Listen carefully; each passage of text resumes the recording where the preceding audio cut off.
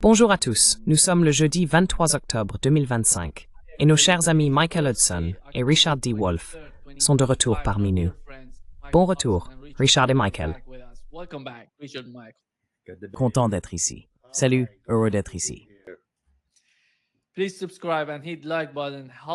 Veuillez vous abonner et cliquer sur le bouton « J'aime » pour nous aider à atteindre un plus large public. Laissez-moi commencer par ce qui se passe aujourd'hui dans l'Union européenne. Il parle de saisir les avoirs russes et de les envoyer à l'Ukraine. La situation en Ukraine devient critique.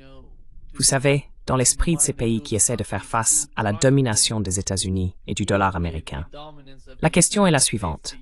Si les États-Unis et l'UOPEO peuvent geler et saisir les réserves d'or et de dollars de la Russie, quelle sécurité reste-t-il pour la richesse de n'importe quel pays dans le système financier occidental?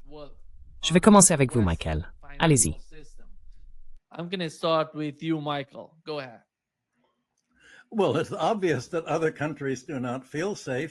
Eh bien, il est évident que les autres pays ne se sentent pas en sécurité. C'est pourquoi ils achètent de l'or. Je pense que la hausse des prix de l'or et des réserves d'or des banques centrales reflète jusqu'à présent l'incapacité de la majorité mondiale, la Chine, la Russie et d'autres pays, à créer un véhicule alternatif pour conserver leurs économies internationales.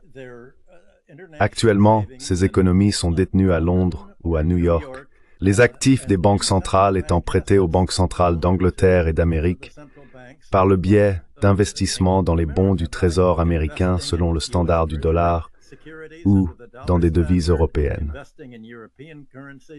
Lorsque tout cela peut être saisi, il n'existe soudainement plus aucun endroit sûr pour que les autres pays conservent leurs réserves internationales.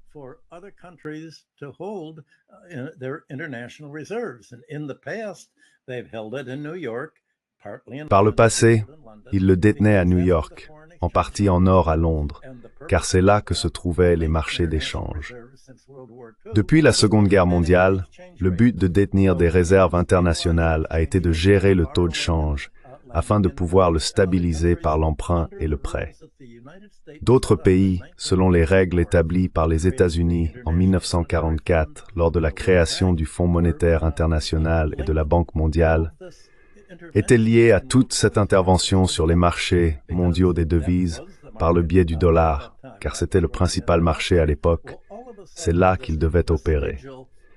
Eh bien, tout à coup, ce vestige de 1945 est devenu dangereux et par conséquent obsolète.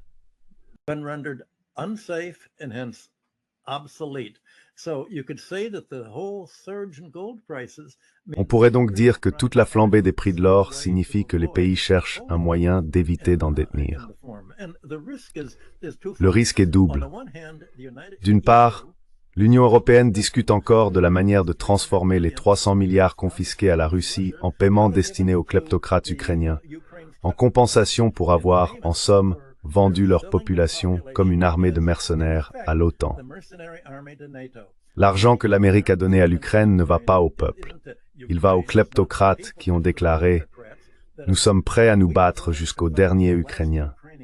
Nous sommes prêts à essayer d'épuiser les ressources de la Russie en y envoyant des Ukrainiens. Et si l'armée ukrainienne tente de fuir ou de battre en retraite, nous leur tirerons dans le dos. »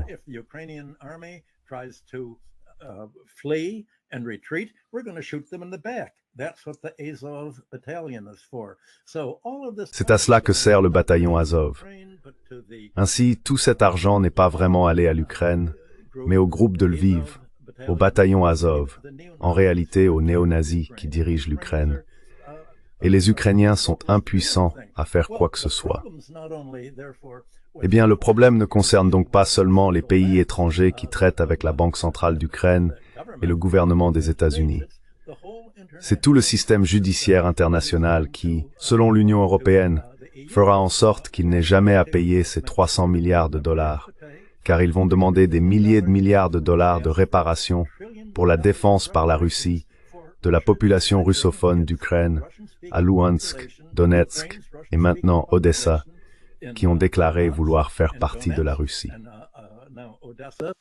That have said we want to be part of Russia, and their defense is really an attack Et leur défense est en réalité une attaque.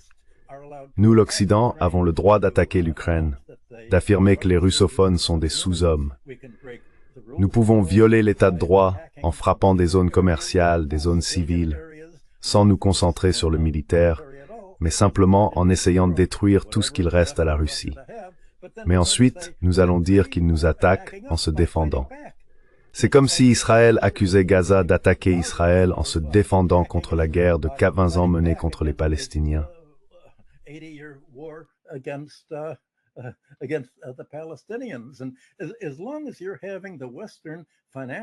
Et tant que le système financier occidental sera soutenu par un système judiciaire qui, comme le Fonds monétaire international et l'Union européenne, agit comme un bras de l'OTAN, le reste du monde cherchera à s'en détacher. La voie de moindre résistance, pour l'instant, consiste à acheter de l'or.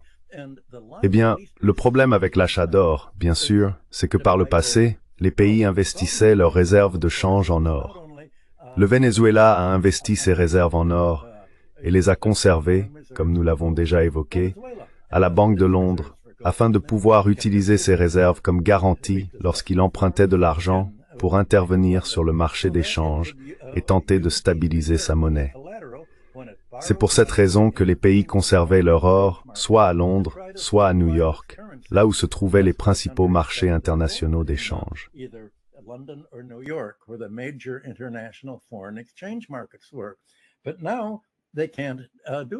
Mais maintenant, ils ne peuvent plus faire cela. La Banque d'Angleterre a saisi l'or du Venezuela et il semble que les États-Unis aient saisi l'or de l'Allemagne. Et l'Allemagne est un allié. Il y a quelques années, l'Allemagne a demandé que ses réserves d'or soient rapatriées de New York, du sous-sol de la Fed à New York, vers l'Allemagne, afin que sa propre banque centrale les détienne. Les États-Unis ont répondu, « Eh bien, vous savez, cet or est très lourd. Il va falloir trouver des avions pour le transporter. » Et c'est la dernière chose que nous ayons entendue publiquement. Des journalistes et reporters allemands m'ont appelé pour me demander si je savais ce qu'il en était. Ils me disent avoir interrogé des politiciens allemands à ce sujet, mais ceux-ci refusent de répondre. Personne ne parvient à savoir si l'Allemagne a récupéré une partie de son or.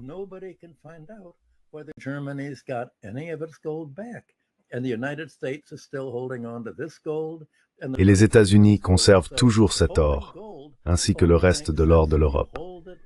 Donc, détenir de l'or n'a de sens que si vous le gardez dans votre propre banque centrale, où la seule façon dont il peut être saisi, c'est si l'OTAN envahit votre pays, prend le contrôle du gouvernement et vide vos réserves d'or, comme cela a été fait en Libye et dans d'autres pays du Moyen-Orient.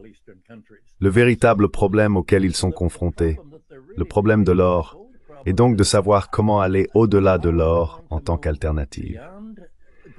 Eh bien, l'autre voie de moindre résistance dont ils ont parlé, ce sont les échanges de devises. Nous détiendrons les devises les uns des autres au sein de la majorité mondiale. Mais le problème avec la détention de devises, c'est que leur valeur fluctue.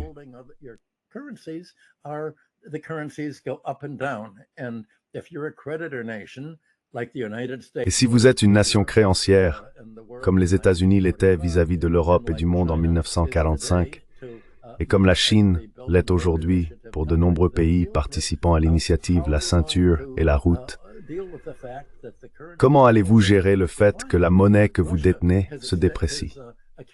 La Russie a accumulé d'énormes réserves de roupies indiennes qui ont perdu de la valeur.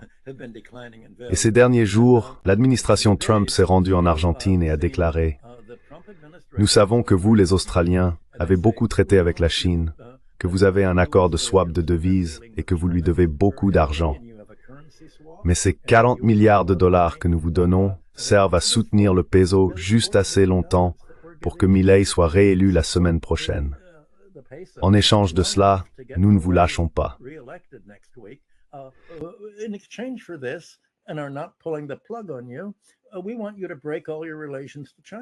Nous voulons que vous rompiez toutes vos relations avec la Chine, que vous sortiez de l'accord de swap de devises et que vous disiez simplement « Eh bien, nous n'allons pas vous payer, Chine. Qu'allez-vous faire à ce sujet ?» Ainsi, les swaps de devises en eux-mêmes ne sont pas une solution. La seule solution concernant la monnaie des BRICS est qu'il n'y en a pas, car pour que les BRICS créent une monnaie commune entre leurs pays, il faudrait que ce soit comme si les États-Unis créaient une banque centrale reliant tous les États américains et leurs responsables politiques. Pour l'Union européenne, tous les pays ont dû créer une union politique, car si chacun a sa propre monnaie, qui recevra cette monnaie? Comment sera-t-elle distribuée? Et comment les différents pays paieront-ils?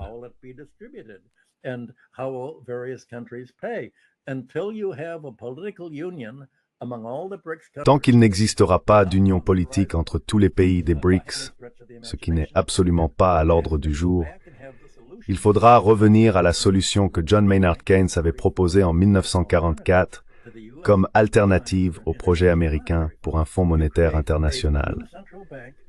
Il s'agissait de créer une nouvelle banque centrale collective, chargée de gérer les crédits et les dettes entre ses pays membres, afin de définir leurs échanges de devises et leurs opérations de swap monétaire.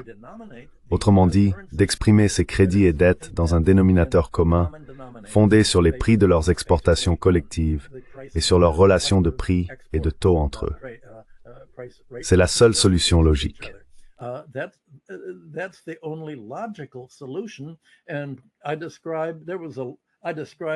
Et j'ai décrit le long débat à ce sujet dans mon livre, Super-impérialisme. Il a fallu beaucoup de manœuvres politiques pour que Keynes parvienne à cette proposition. Et bien sûr, les États-Unis ont dit « Non, nous ne voulons pas que d'autres pays disposent de moyens de règlement entre eux. Tout règlement entre un pays et un autre doit passer par Washington et par le dollar américain. Et les autres pays, tout d'abord, la Grande-Bretagne s'y est soumise, et le résultat fut la perte de l'Empire britannique. Ses réserves en devises étrangères, ses colonies et les pays utilisant la livre ont tous été transférés aux États-Unis d'ici 1950. La livre s'est effondrée en valeur et la Grande-Bretagne a entamé sa longue désindustrialisation.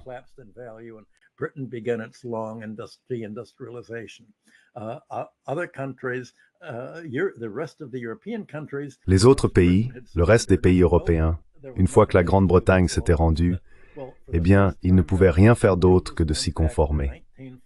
Pour la première fois maintenant, le monde est revenu à 1944-1945 pour créer une sorte de relation bancaire étrangère mutuelle afin de gérer les relations monétaires qui ne sont pas dirigées par l'OTAN, les États-Unis ou le système de la guerre froide.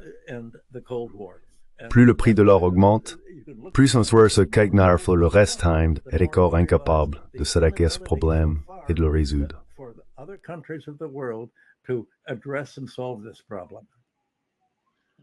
Richard, allez-y. Oui, laissez-moi replacer cela dans son contexte, mais aussi pour vous faire peur.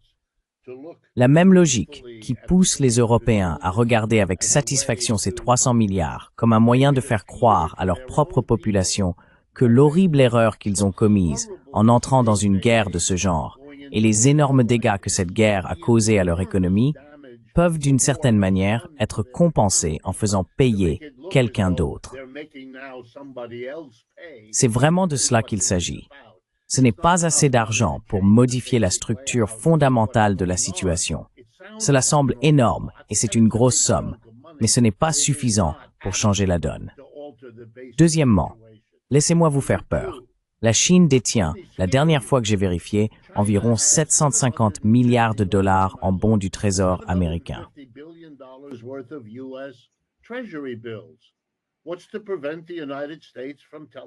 Qu'est-ce qui empêche les États-Unis de leur dire que tout cela n'a plus de valeur, que c'est désormais du papier toilette? Nous n'allons pas vous payer les intérêts, nous n'allons pas vous rembourser le principal, et nous traiterons avec le reste du monde à partir de maintenant. Quand nous devrons emprunter pour le gouvernement américain, nous emprunterons au reste du monde. Fin de la discussion. Ou bien, nous le ferons pour la moitié des 750 milliards de dollars. Qu'est-ce qui les en empêche? Vous savez, c'est insensé. Voici ce que nous observons. Nous assistons à la fin de l'Empire. Ce sont le genre de choses qui se produisent quand l'Empire ne peut plus fonctionner. les États-Unis font face à une contradiction fondamentale.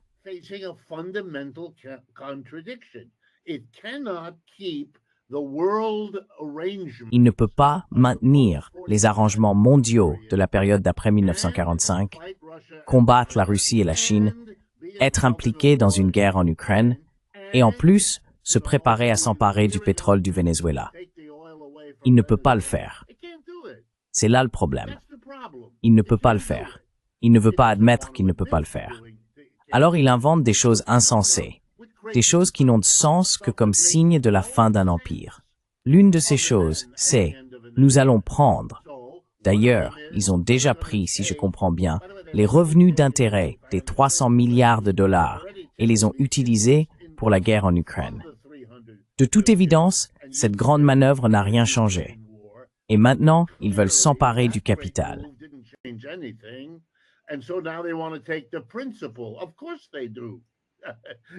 Bien sûr qu'ils le font. Vous savez, c'est le même jeu.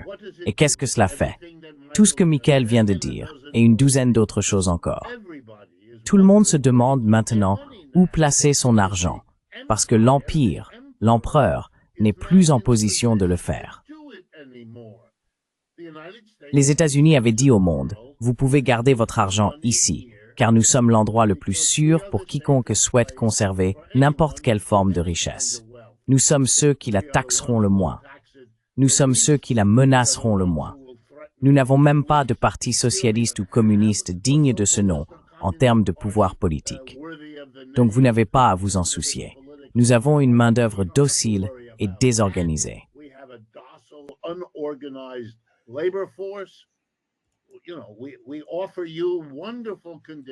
Vous savez, nous vous offrons des conditions merveilleuses.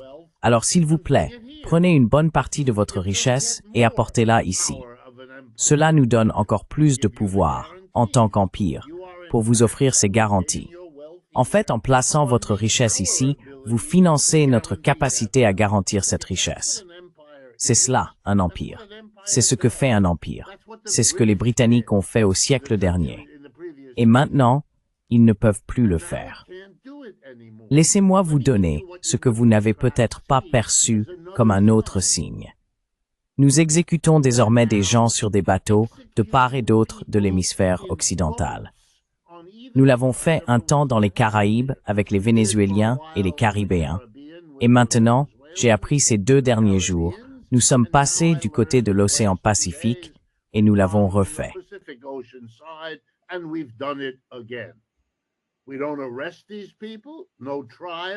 Nous n'arrêtons pas ces gens. Pas de procès, pas de jury, pas d'avocat, rien. Exécution sommaire au nom de quoi? D'une guerre contre la drogue. Mes amis, les États-Unis mènent officiellement une guerre contre la drogue depuis au moins 75 ans.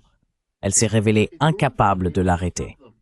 On peut se procurer toutes ces drogues n'importe où aux États-Unis. En ville, à la campagne, à l'est, à l'ouest, au nord et au sud.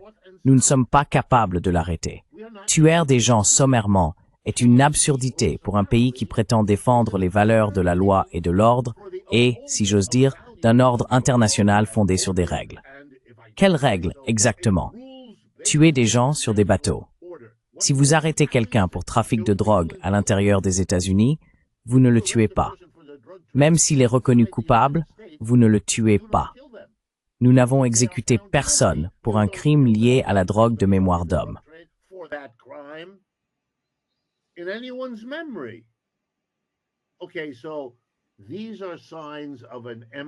D'accord, ce sont là les signes d'un empire qui ne peut plus fonctionner. Bien sûr que les gens se tournent vers l'or. C'est l'une de ces choses que, même si je ne pense pas que ce soit justifié, c'est un autre sujet, les gens considèrent comme plus sûrs que les autres options. Ce que j'aimerais que les gens examinent, ce n'est pas de savoir si c'est plus sûr ou non. À mon avis, ça ne l'est pas, mais nous pouvons ne pas être d'accord là-dessus. L'important, c'est qu'ils fuient ce qui est désormais clairement, même s'ils n'osent pas le dire, une rupture dans le comportement d'un empire pour les Européens. Regardez, ils en ont même débattu entre eux. Leurs juristes leur disent, « Vous prenez ici une décision incroyable. Êtes-vous sûr que cela ne nuira pas à l'Europe d'avoir été celle qui l'a prise ?» Europe to have been the one to do it, because wherever you're wealthy, if it's the European... Parce que, où que vous soyez riche, si ce sont les Européens qui le font, alors l'Europe est le dernier endroit où vous voudrez conserver votre richesse.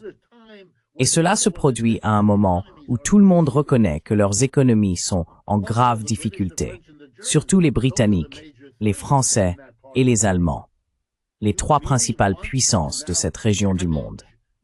Voulez-vous vraiment nuire à votre réputation en tant que lieu de conservation de la richesse, alors que c'est là que la richesse a été détenue de manière disproportionnée depuis 500 ans? C'est la fin de l'Empire occidental. Dernier point avant de revenir. Une partie de la raison pour laquelle les BRICS n'ont pas développé leur propre monnaie, leur propre système, ce que, soit dit en passant, tous ces développements vont les pousser à faire, et à faire plus tôt que tard.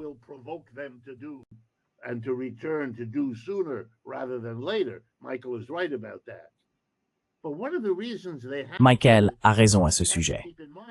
L'une des raisons pour lesquelles ils ne l'ont pas fait, il faut le garder à l'esprit, est que ces questions font l'objet de débats importants au sein de la Chine. La croissance spectaculaire de la Chine au cours des 35 dernières années a elle-même, en partie, dépendu de l'empire du dollar. C'est dans ce contexte que les Chinois ont trouvé le moyen de croître plus rapidement que les États-Unis, devenant ainsi le cœur manufacturier de l'économie mondiale. Ils ont donc raison de s'inquiéter. Ne pas amorcer la transition avant d'être absolument certains que les avantages d'un tel changement l'emporteront sur les coûts inévitables liés à l'abandon de ce qui a si bien fonctionné pour eux.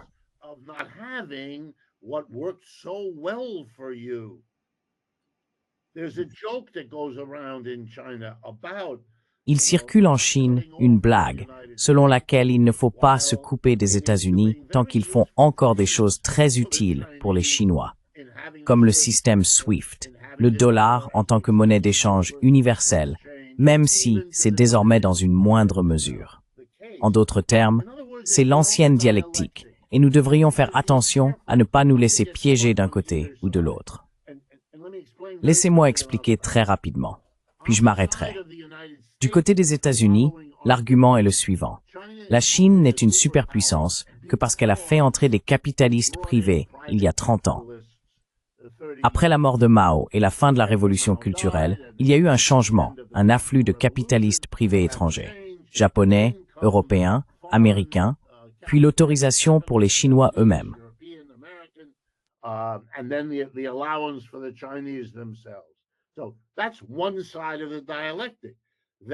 C'est donc un aspect de la dialectique. Cela s'est produit sans aucun doute, et cela a été très important pour la croissance de la Chine, sans aucun doute. Mais en même temps, le gouvernement chinois a conservé sa position absolument dominante dans l'économie. Le gouvernement l'a fait, et le Parti communiste, au sein du gouvernement, a maintenu son pouvoir. C'est une part tout aussi essentielle de la croissance et du succès de l'économie chinoise. Sinon, on ne pourrait pas expliquer pourquoi la Chine a fait tellement mieux que n'importe quel autre pays du Sud global sous le régime de l'Empire américain. Donc la dialectique, c'est l'interaction entre le secteur public et le secteur privé.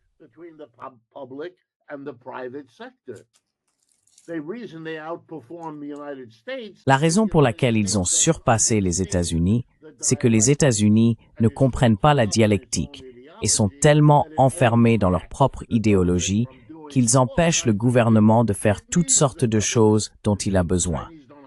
Les Chinois n'ont pas ce problème, et les Américains ne le voient pas.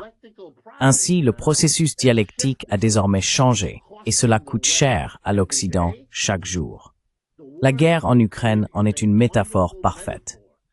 Malgré tout, chaque escalade, y compris les nouvelles sanctions contre les compagnies pétrolières annoncées au cours des dernières 24 heures, les F-16, les chars Abrams, les différents missiles, le système Patriot, les HIMARS, rien de tout cela n'a fonctionné.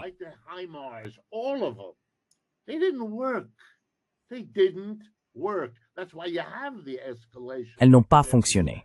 C'est pourquoi il y a une escalade à chaque étape.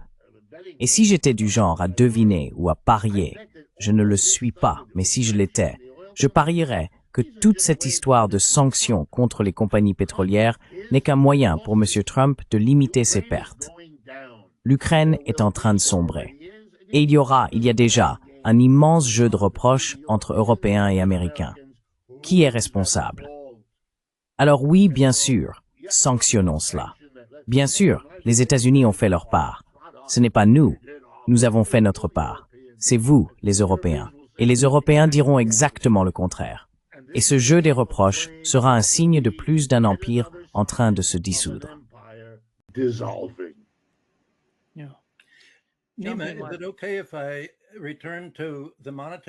Est-ce que je peux revenir au sujet monétaire? Bien sûr, allez-y. Les finances internationales, allez-y, Michael. Et pourtant, malgré tout cela, le dollar américain est en hausse. Il est certainement perçu comme une valeur refuge pour tout le monde. Mais comment le dollar américain peut-il monter alors que d'autres banques centrales s'en retirent? Évidemment, il s'agit d'argent du secteur privé, ce qui signifie une nouvelle création de crédit. Les investisseurs privés déplacent leur argent vers le dollar. Eh bien, c'est exactement la stratégie que les États-Unis, bien avant Trump, ont essayé de mettre en place. C'est la stratégie derrière la déclaration de Trump.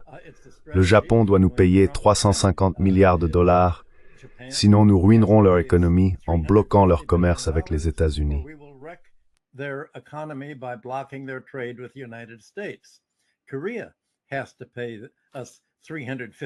La Corée doit nous verser 350 milliards de dollars. Sinon, nous bloquerons les exportations coréennes d'automobiles, d'ordinateurs, d'acier et d'autres produits coréens vers les États-Unis. Ainsi, les États-Unis ont tenté d'en faire un refuge sûr, malgré tous les problèmes dont nous avons parlé concernant les raisons pour lesquelles il est risqué pour les banques centrales d'y conserver leurs réserves. Les États-Unis ont le pouvoir d'en faire un refuge sûr dans la mesure où ils peuvent déstabiliser les économies d'autres pays en les empêchant de commercer avec eux. Mais il y a une autre raison, plus positive. Et c'est, je pense, ce dont nous devrions vraiment parler avec le temps qu'il nous reste. L'argent afflue vers les États-Unis parce que nous avons connu une énorme bulle immobilière.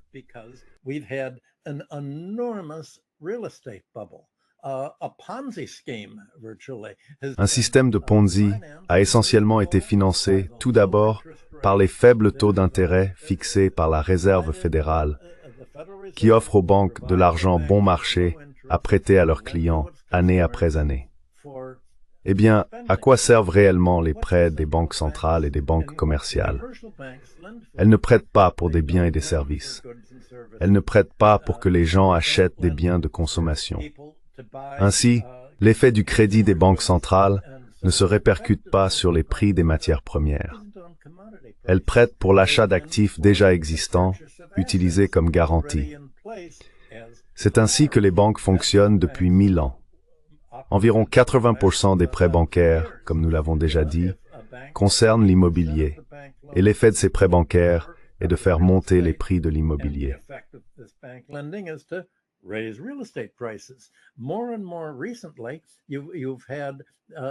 De plus en plus récemment, les banques ont prêté une somme d'argent énorme, combinée aux politiques de l'administration Trump, pour créer une immense bulle sur le marché boursier.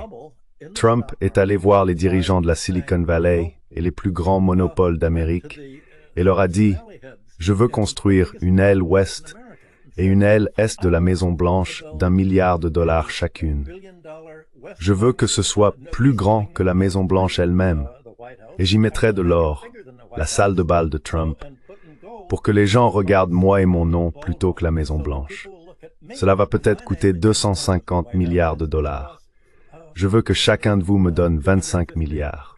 Et en échange, je promets de ne pas imposer de sanctions ni de lois anti-monopole contre la Silicon Valley, l'industrie pétrolière ou tout autre monopole.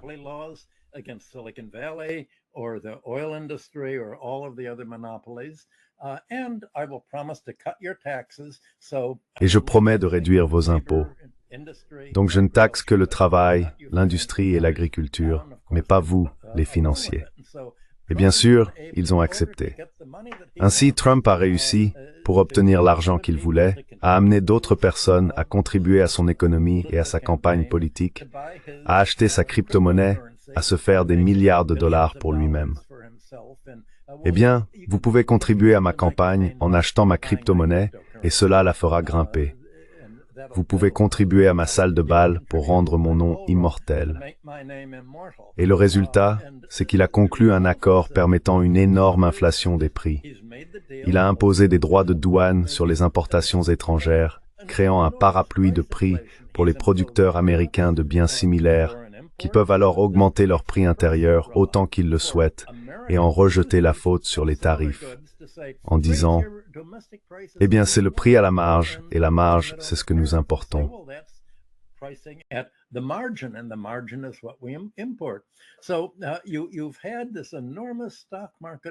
Vous avez donc eu cette énorme bulle boursière, et c'est une pyramide de Ponzi, parce qu'une pyramide de Ponzi, c'est quand l'économie emprunte tellement d'argent, simplement pour essayer d'équilibrer les comptes si vous êtes un salarié, ou pour rester à jour sur vos dettes, si vous êtes un gestionnaire financier d'entreprise, que vous finissez par prêter de l'argent aux clients pour qu'ils puissent payer. Il y a beaucoup de propriétaires qui tout à coup découvrent qu'en raison du réchauffement climatique et du mauvais temps, il y a des inondations massives. L'assurance qu'ils doivent payer pour leur maison a tellement augmenté qu'ils ne peuvent plus se permettre de payer leur hypothèque, de couvrir leurs frais de subsistance et de payer cette assurance en hausse. Ainsi, soudainement, le logement à Miami, dans toute la Floride et dans les États de l'Ouest, des zones touchées par les ouragans et les tornades, et Bethlehem Caroline.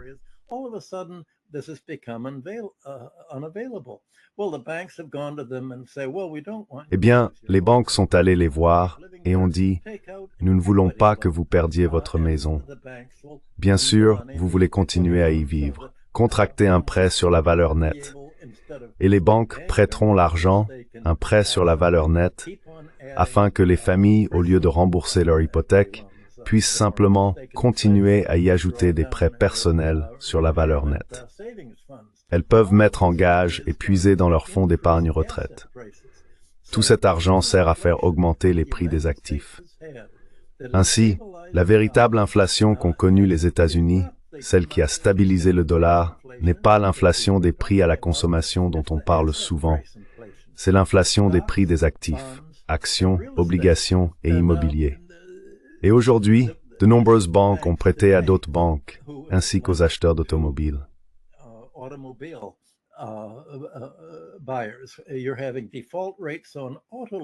Les taux de défaut sur les prêts automobiles augmentent fortement et les taux de défaut sur l'immobilier montent eux aussi en flèche. Les banques fortement exposées à ces secteurs ont déclaré « Eh bien, nous gagnons tellement d'argent avec les prêts automobiles à prix élevés et les prêts à haut risque que nous avons décidé de prêter à quiconque paiera le taux d'intérêt le plus élevé. » Mais les personnes qui paient les taux les plus élevés sont les plus désespérées. Le résultat, c'est que ces banques sont désormais insolvables, tout comme en 2009, lorsque la plupart des grandes banques de Wall Street et les institutions financières d'importance systémique étaient insolvables. Elles étaient en situation de capitaux propres négatifs. Les dettes qu'elles devaient à leurs déposants et à leurs contreparties étaient supérieures à la valeur de leurs actifs.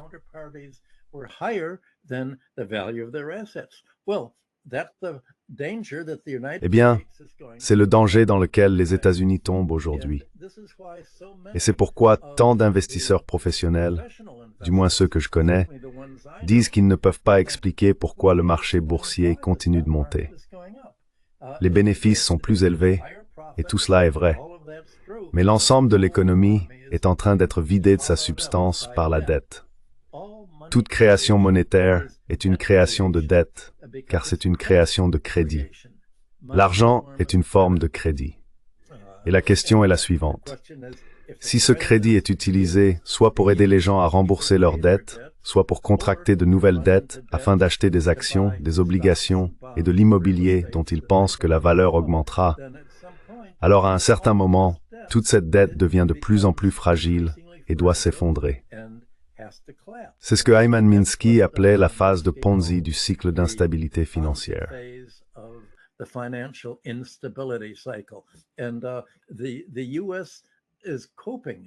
Et les États-Unis font face à leur instabilité financière et à la dépendance dont nous parlons depuis 45 minutes, en créant essentiellement un système de type Ponzi qui finira lui aussi par s'effondrer.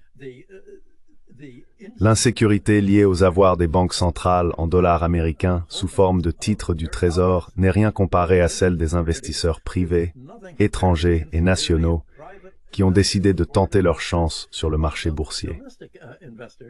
Eh bien, on ne sait pas quand cela va s'arrêter. La seule façon de savoir quand une bulle va s'arrêter, c'est lorsqu'elle commence à se retourner. Et le marché des actions et des obligations américaines a récemment été principalement alimenté par des investisseurs américains nationaux, de petits investisseurs, et non de grandes institutions.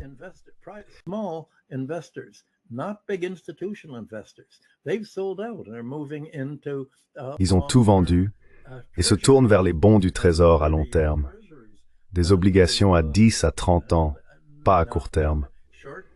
Ils veulent verrouiller leurs gains tant qu'ils le peuvent encore.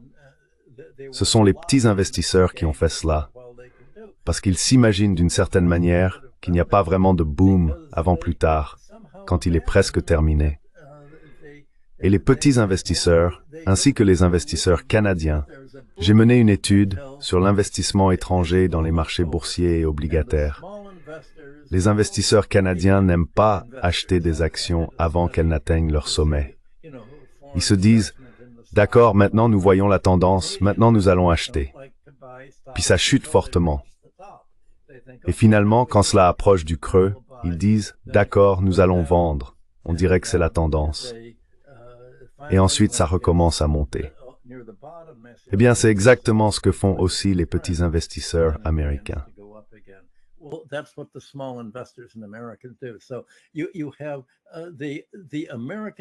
Ainsi, l'économie américaine devient tout aussi exposée à toute cette instabilité que le sont les économies étrangères. Et le résultat, eh bien, je crois que nous avons déjà employé le mot désespoir. C'est ainsi que les États-Unis se débattent. On dirait que si une rencontre a lieu entre Trump et la Chine dira « Vous savez, peut-être devrions-nous simplement suivre notre propre voie. Oui, vous allez empêcher d'autres pays d'interdire les exportations entre eux s'ils n'utilisent pas le langage informatique américain ou l'électronique américaine comme base. Eh bien, ça va pousser d'autres pays à dire « Je suppose que nous avons perdu le marché américain. Je suppose que nous avons perdu le marché des satellites de l'Amérique en Europe. Je suppose que nous allons devoir développer un nouveau langage informatique afin de commercer avec le marché en pleine croissance du monde, la Chine et le reste de l'Asie. »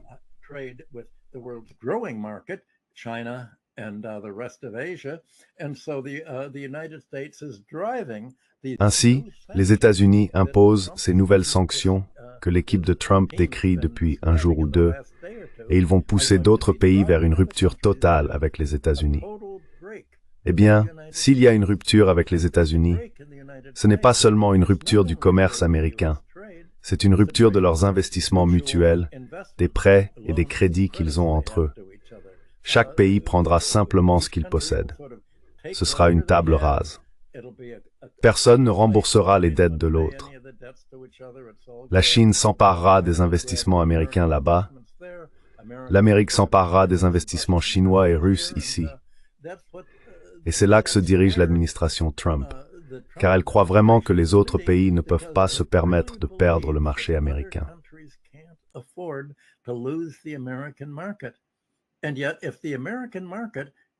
Et pourtant, si le marché américain s'effondre parce qu'il est trop endetté et financiarisé, pourquoi d'autres pays s'inquiéteraient-ils de perdre le marché américain si le prix à payer pour le conserver est de perdre les marchés chinois, asiatiques et ceux de la majorité mondiale? C'est le grand choix qu'ils doivent faire. Et l'on peut imaginer que leur décision n'est pas celle que les partisans de l'Amérique d'abord imaginent dans leur narcissisme collectif. à savoir que les autres pays ne peuvent pas survivre sans le leadership et le contrôle des États-Unis, au prix d'absorber tout leur excédent international pour nous, les Américains, plutôt que pour eux-mêmes. C'est le point aveugle de cette politique américaine autodestructrice qui, comme Richard l'a dit à la fin, pousse d'autres pays à créer leur propre alternative, comme une question vitale de survie économique. Richard, information de dernière minute. Nous venons d'apprendre, d'après des rapports du Wall Street Journal, que le président Trump a accordé sa grâce à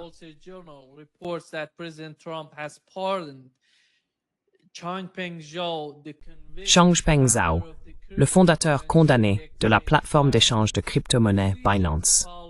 Cette décision fait suite à des mois d'efforts de sa part pour soutenir l'entreprise familiale de crypto-monnaies de Trump. Et il a été gracié par Donald Trump.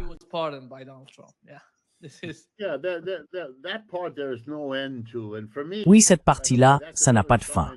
Et pour moi d'ailleurs, c'est un autre signe d'un empire en déclin. C'est le déclin impérial. Peu importe qui c'est, il s'occupe de son cousin et de son oncle. C'est comme le dirigeant français, célèbre pour la phrase « Après moi, le déluge ». Après moi vient le déluge. Tout est fini, et je vais en prendre autant que possible avant que la vague n'arrive et n'emporte tout. Mais je veux revenir sur le dernier point que Michael soulève. Il nous rappelle qu'on a dit au Japon et à la Corée du Sud qu'ils devaient investir 350 milliards.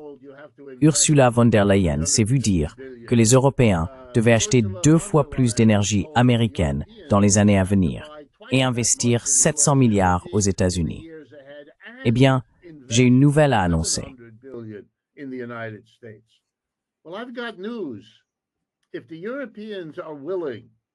Si les Européens sont prêts à prendre l'argent de l'Europe, alors je peux vous assurer qu'avant de sombrer, ils se tourneront vers les États-Unis, que M. Trump soit président ou non, et diront « Vous ne verrez jamais la couleur de cet argent, pas même en enfer. Vous nous avez fait une demande, et nous vous avons dit que nous vous le donnerions. » Mais le monde a changé. Vous savez, comme lorsque nous avons dit aux Russes qu'il était sûr de garder leur argent à Londres ou en Europe de l'Ouest, eh bien, les conditions ont changé. C'est de cela qu'il s'agit. Tous les paris sont annulés. Il y a une petite correction. Le dollar n'a pas augmenté.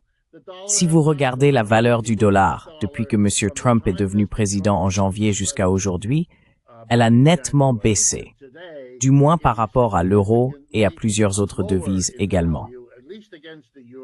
Je pense que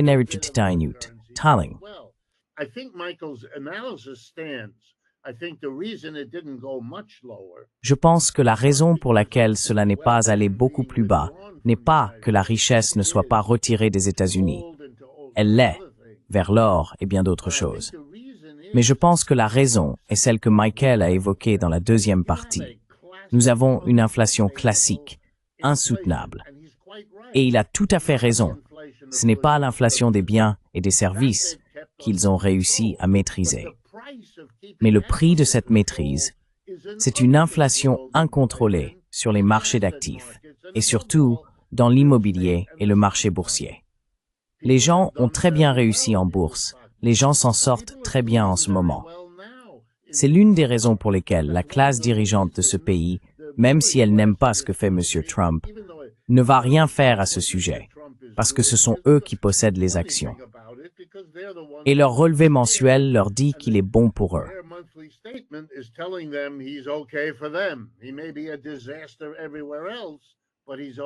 Il peut être un désastre partout ailleurs, mais pour eux, ça va, tu vois. La masse du peuple, non. La masse du peuple va dans une autre direction.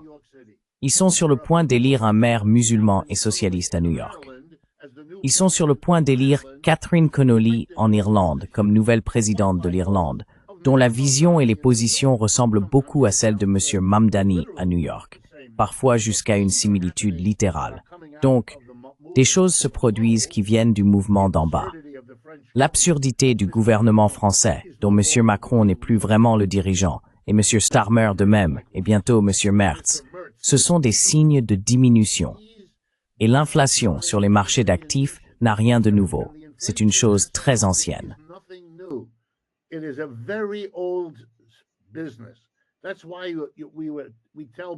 C'est pourquoi nous disons aux gens que le crédit est une bonne chose s'il est utilisé de manière productive, afin qu'il génère la richesse qui peut, rétrospectivement, justifier la dette. Cela fonctionne si vous empruntez pour produire. Mais cela ne fonctionne pas si vous empruntez pour faire monter les prix des actifs. La plaisanterie, ensuite, et nous avons connu cela à plusieurs reprises aux États-Unis au cours des 100 dernières années, c'est qu'il y a une frénésie d'emprunt qui fait grimper le prix de l'immobilier. À mesure que le prix de l'immobilier augmente, les propriétaires retournent à la banque et disent « J'ai ici un terrain bien plus précieux. Laissez-moi emprunter davantage, puisque vous avez la garantie. Oh bien sûr, voici plus d'argent, qui est ensuite utilisé pour faire encore monter le prix. Vous comprenez? Le prêt fait monter la valeur de la garantie, ce qui permet un prêt plus important. Il n'y a pas de fin à ce processus jusqu'à ce que, eh bien quoi?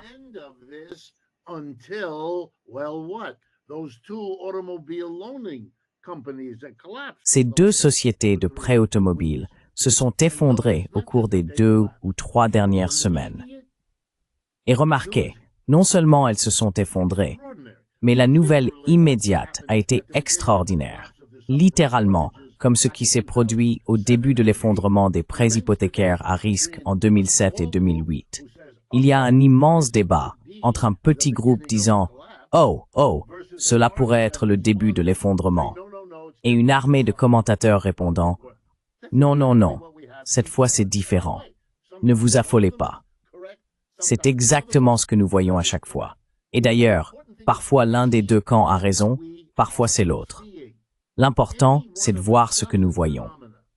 Une douzaine de phénomènes pourraient faire exploser tout cela. Si les Russes en finissent en Ukraine, la bataille de la ville de Pokrovsk qui est en cours, ce sera pratiquement la fin de cette guerre.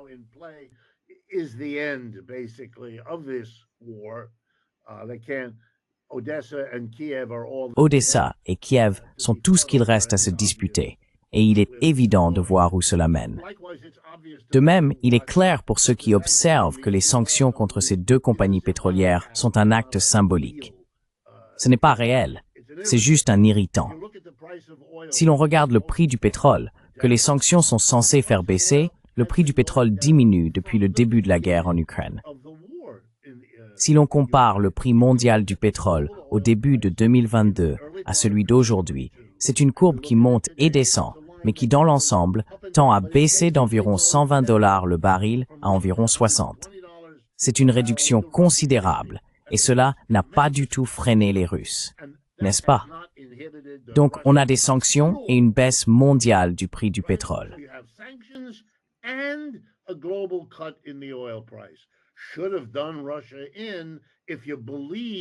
On aurait dû en finir avec la Russie si l'on avait cru à cette histoire dès le départ. Ce n'a jamais été le cas. Et ce petit ajout n'y changera rien non plus. La plaisanterie du jour, le prix du pétrole a augmenté de 2 ou 3 $ le baril au lieu de baisser. C'est tout simplement extraordinaire, la façon dont tout cela se déroule et l'aveuglement total de l'Occident face à sa propre situation. Personne ne sait combien de temps il faudra aux BRICS et aux Chinois pour développer leur propre équivalent. Mais je pense que, si je devais retenir la chose la plus importante que Michael nous a dite, c'est sa prise de conscience, alors qu'il déroulait la logique de son propre raisonnement à l'instant, que le résultat final, c'est que les États-Unis construisent un mur autour d'eux-mêmes.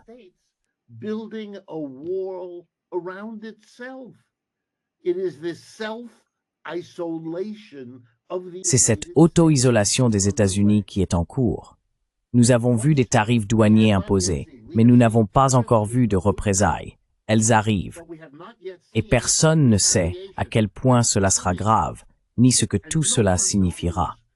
Monsieur Trump est occupé, essayant désespérément de s'accrocher, par exemple au gouvernement Milei en Argentine, en leur donnant entre 20 et 40 milliards de dollars, selon la manière de compter, pour maintenir leur monnaie à flot, en supprimant le tarif sur leur bœuf, afin qu'ils puissent importer de la viande bon marché dans le pays, affolant ainsi les éleveurs de bétail dans plusieurs États, sans lesquels il ne peut plus être président. Il doit léser les éleveurs américains en important du bœuf à bas prix. Pourquoi? Pour maintenir à flot l'un des rares gouvernements qui le soutiennent. C'est impossible.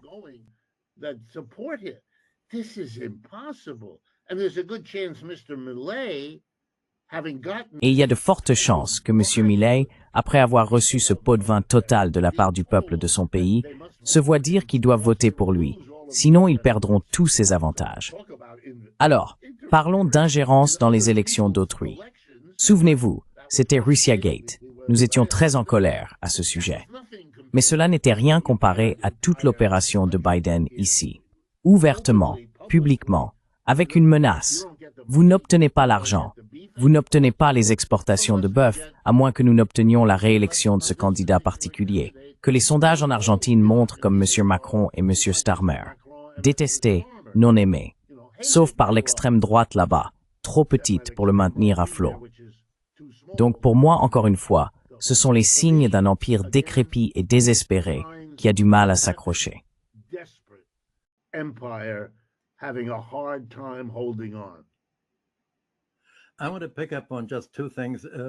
Je veux revenir sur 2 points seulement. Les sujets que Richard a évoqués. L'Argentine et le pétrole. De toute évidence, après les élections, l'Argentine ne peut pas rembourser non seulement les 40 milliards de dollars, mais aussi toutes les autres dettes qu'elle a contractées auprès du Fonds monétaire international. Milei sera probablement évincé du pouvoir et le FMI dira « Nous ne prêtons de l'argent qu'aux dictateurs soutenus par les États-Unis. Nous ne prêtons pas à des groupes de gauche qui veulent améliorer le niveau de vie. Nous ne prêtons qu'à nos pays clients. Ainsi, l'Argentine ne peut pas rembourser ses dettes. » Et le problème que j'aurais dû mentionner plus tôt, c'est que presque tous les pays du Sud global aujourd'hui sont dans la même situation. Ils ne peuvent tout simplement pas se permettre de rembourser leurs dettes.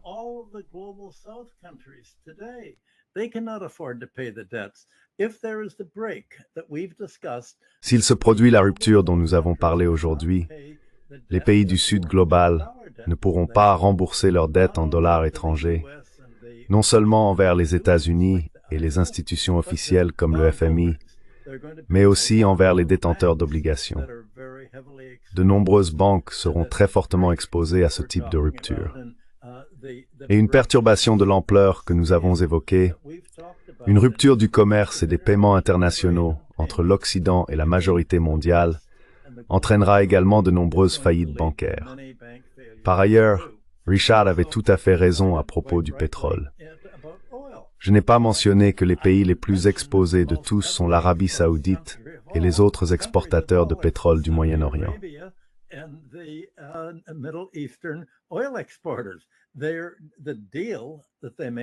L'accord qu'ils ont conclu en 1975 et 1975, et j'étais à la Maison-Blanche pour assister à ces négociations, prévoyait qu'ils pouvaient fixer librement le prix de leur pétrole, mais qu'ils devaient investir tous leurs revenus d'exportation pétrolière dans les marchés américains d'actions et d'obligations. Non pas en prenant le contrôle d'entreprises américaines, mais en achetant des actions et des obligations. Tout cet argent est donc exposé de la même manière que celui des autres pays. Et je pense que cela explique pourquoi les prix du pétrole ont baissé. Les Américains ont fait pression sur les pays de l'OPEP. Vous devez réduire les prix du pétrole, car nous voulons réduire les recettes en devises de la Russie, qui proviennent en grande partie de ses exportations de pétrole et de gaz. Les Américains considèrent la Russie comme une station-service dotée de bombes atomiques, sans se rendre compte que la Russie exporte désormais des produits agricoles et toutes sortes d'autres biens en plus du pétrole et du gaz.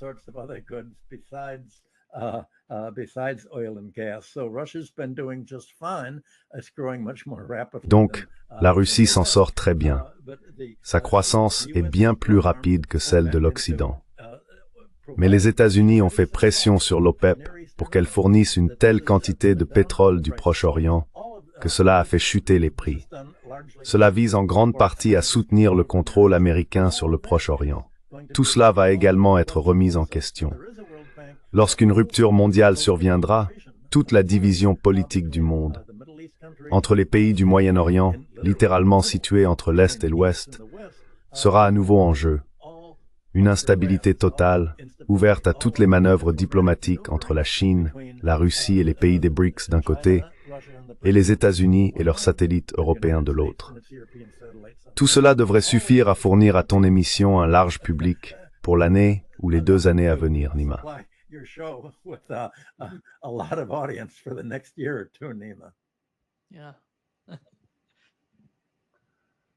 Oui, merci beaucoup. Richard, veux-tu ajouter quelque chose avant que nous terminions?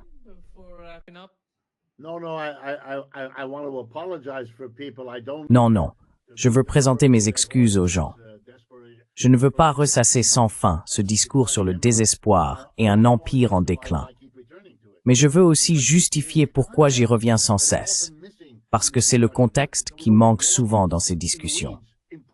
Et pour ne pas nous perdre dans les détails, aussi importants soient-ils, nous devons périodiquement nous rappeler, ainsi qu'à notre public, comment voir le tableau d'ensemble. Sinon, nous serons ballottés par les événements de chaque jour. Vous savez, on prend le président au sérieux quand il vous dit qu'en s'en prenant à Lukoil, il a accompli quelque chose d'important. Mais en réalité, c'est ce qu'on appelait autrefois de la poudre aux yeux. Un jeu, une mise en scène liée au fait que les Européens savent que c'est fini en Ukraine et que leur programme de diabolisation de Poutine, censé leur permettre d'accepter cette défaite, ne fonctionne pas.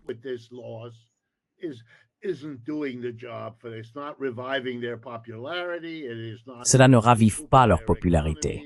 Cela ne redresse pas leur économie. Cela n'obtient pas davantage de soutien des États-Unis. Rien de tout cela. Absolument rien. Et donc, ils sont désespérés. Ils ne savent vraiment pas vers qui se tourner. Et croyez-moi, il y a des gens, il doit y en avoir.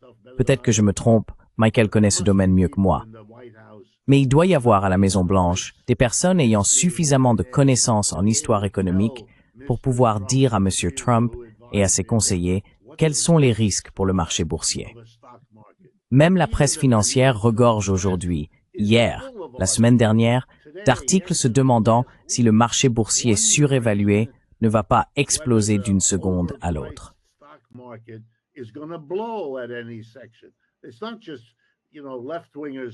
Ce ne sont pas seulement des gens de gauche comme Michael et moi. Il faut comprendre qu'il s'agit d'une inquiétude largement partagée. Quand on dit que les gens se ruent sur l'or pour se mettre à l'abri, c'est bien ce qui se passe. Ils quittent le marché boursier. Pas encore assez pour compenser la hausse intégrée de l'endettement et de l'inflation des actifs. Et si vous ne voyez pas l'inflation au supermarché, c'est parce que vous la voyez sur le marché boursier. Attention, si elle s'arrête sur le marché boursier, elle pourrait vraiment s'envoler sur le marché des biens. Et alors, où en seront la majorité des Américains? Puisque tu as mentionné la situation à la Maison-Blanche, Richard. Avant de conclure, voici la situation à la Maison-Blanche de Trump, et voici ce qu'il a dit avant de conclure à propos de l'Inde.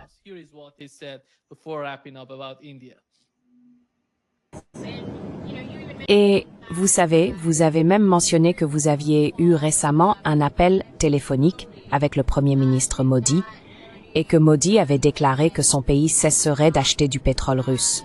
Oui, il va arrêter d'acheter. Mais l'Inde a dit qu'elle n'était pas au courant de cela. Eh bien, alors ils vont simplement continuer à payer beaucoup de droits de douane. As-tu eu l'appel téléphonique? S'ils ont dit ça, je ne crois pas qu'ils l'aient dit. Non, j'ai parlé avec le Premier ministre Modi de l'Inde et il a dit qu'il n'allait pas faire l'affaire du pétrole russe. Mais pourquoi l'Inde dirait-elle qu'elle ne va pas le faire? Je ne sais pas, mais s'ils veulent dire ça, alors ils continueront simplement à faire face à d'énormes tarifs douaniers. Et ils ne veulent pas de ça. Ce type invente simplement des choses. Comment peux-tu imaginer ça?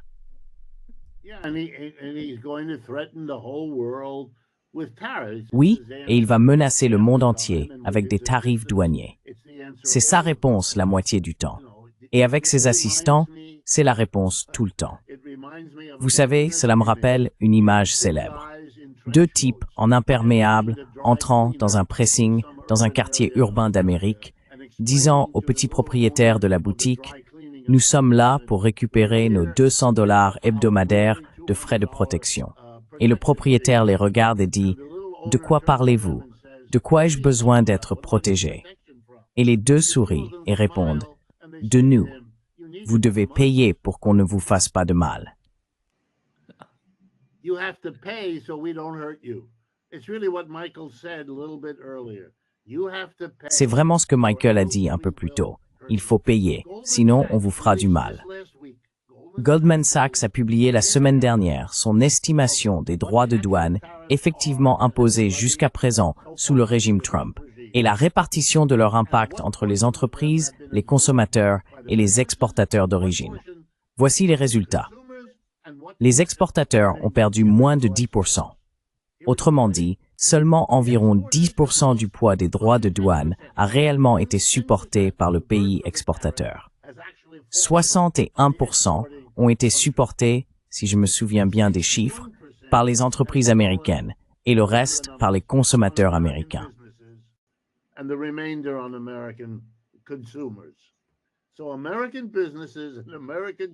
Ainsi, les entreprises américaines et les consommateurs américains ont été durement touchés par les tarifs douaniers.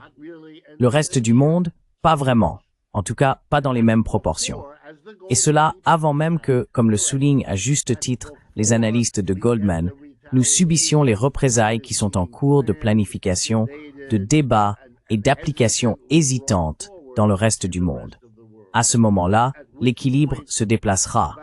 Et tout ce dont ils pourront discuter entre eux chez Goldman, c'est de savoir ce qui est le plus néfaste pour l'économie américaine, les pertes de bénéfices des entreprises ou la diminution du pouvoir d'achat des consommateurs. Quelle situation quand on observe les effets de la libération, comme l'a appelé M. Trump.